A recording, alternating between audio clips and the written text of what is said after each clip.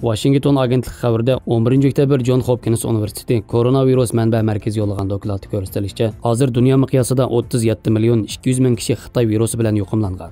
1 milliondan ortiq kishi qazo qilgan. Buning ichida Amerikada Xitoy virusi bilan yuqumlanuvchilarning soni dunyo bo'yicha eng yuqori bo'lib, 7 million 700 mingdan oshib ketgan.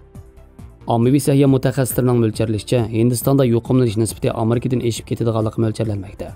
Chunki bu yakshanba kuni Hindistonda yuqumlanganlarning umumiy soni 7 milliondan oshgan. Hindiston Sahya Ministerligining yakshanba kundagi dokladida o'tgan 24 soat ichida 74,383 kishining Xitoy virusi bilan yuqumlanganligi xotirlangan.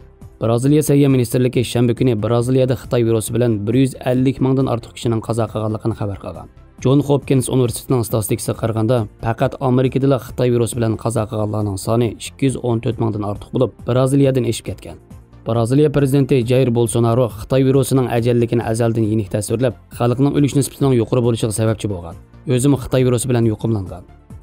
Avstraliya Victoria o'lkasi Xitoy virusining tarqalish to'g'risidagi belgilamaga amal qilmaganlarga qattiq tadbir qo'llangan.